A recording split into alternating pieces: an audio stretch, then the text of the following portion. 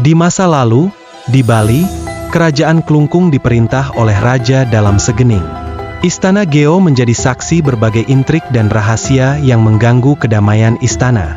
Raja Sriaji Dalam Segening terlibat dalam hubungan terlarang dengan selirnya, Nilo Pasek, yang berasal dari desa Panji atau desa Dendis di Bali Utara, keturunan dari Kia Pasek Gobleng. Suatu hari, Nilo Pasek menghadapi situasi yang sulit dan suaminya menitipkannya kepada Kia Jelantik Bogo, seorang tokoh penting di masyarakat. Tak lama kemudian, anak dari hubungan terlarang tersebut lahir. Anak ini, yang dikenal dengan nama Sentana, diberi nama I Gusti Gide Pasasekan, yang kemudian dikenal sebagai Ki Barak. Saat Ki Barak lahir, ia menunjukkan ciri-ciri luar biasa yang menarik perhatian. Ketika Ki Barak tidur, ada cahaya yang memancar dari ubun-ubunnya, disebut babaan. Melihat fenomena yang aneh ini, Raja segera memanggil penasihat istana untuk mencari tahu arti dari cahaya tersebut. Penasihat istana mengatakan bahwa di masa depan, Ki Barak akan menjadi sosok yang sangat berpengaruh dan berkuasa. Mendengar hal ini, Raja menjadi khawatir karena merasa terancam. Dengan saran dari penasihat istana, Raja Dalam Segening memutuskan untuk mengirim Ki Barak ke Bali Utara, bukan hanya untuk menghindari konflik, tetapi juga untuk memperluas pengaruhnya di wilayah lain.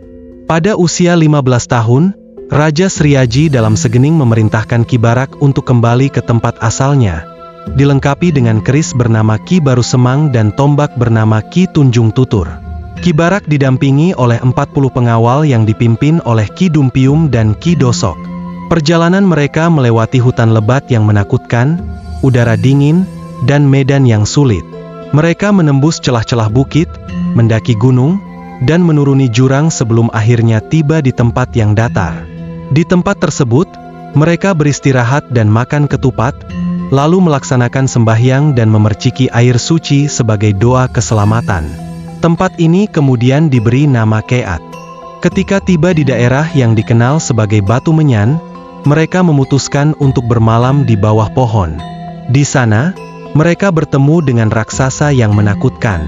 Raksasa tersebut memberitahu bahwa dari utara hingga selatan, wilayah ini akan menjadi daerah kekuasaan Ki Barak.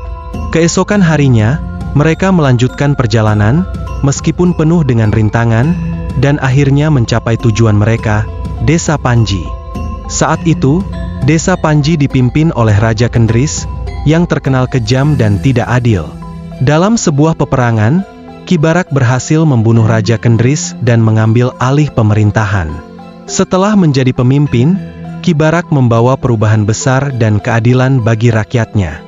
Suatu hari, ia mendengar tentang kapal yang terdampar di pantai dan memutuskan untuk membantu.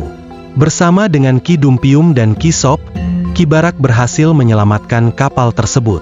Sebagai penghargaan, pemilik kapal memberikan seluruh muatan kapal, termasuk barang-barang berharga.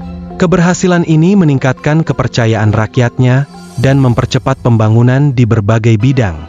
Karena jasanya, penduduk desa Dendis mengangkat Ki Barak sebagai raja dengan gelar Ki Gusti Murapanji Sakti. Untuk mencari lokasi yang lebih datar, kota Dendis dan pura besar agungnya dipindahkan ke utara Desa Panji. Di lokasi baru, Ki Gusti Murapanji Sakti mendirikan istana dan kompleks pura besar agung.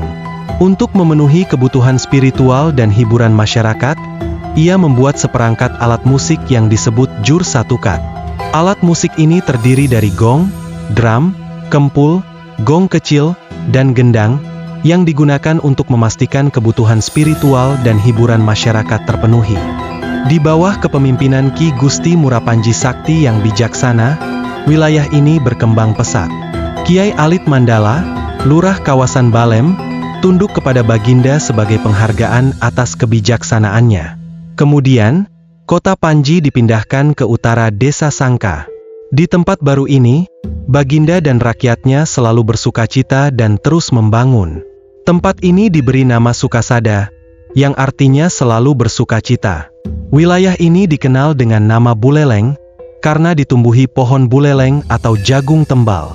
Untuk memperkuat pertahanan, Ki Gusti Murapanji Sakti membentuk pasukan Tronagoak di Desa Panji.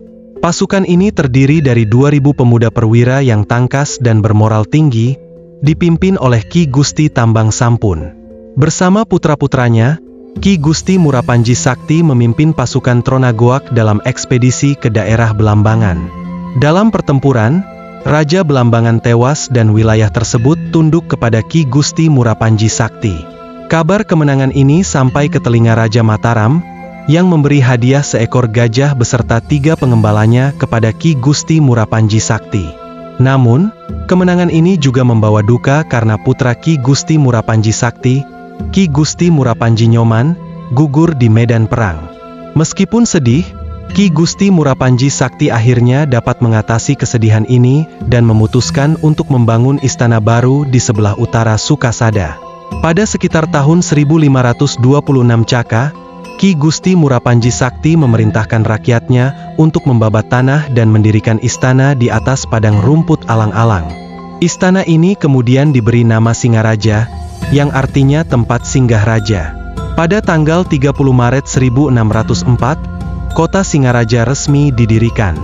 Demikianlah cerita tentang Ki Gusti Murapanji Sakti dan bagaimana ia membangun kerajaan yang besar dan kuat. Nama Buleleng berasal dari jagung tembal yang banyak ditanam pada masa itu. Terima kasih telah menyimak cerita ini. Semoga kita semua terinspirasi oleh sejarah dan warisan yang ditinggalkan oleh para leluhur kita. Sampai jumpa dan salam cerita legenda.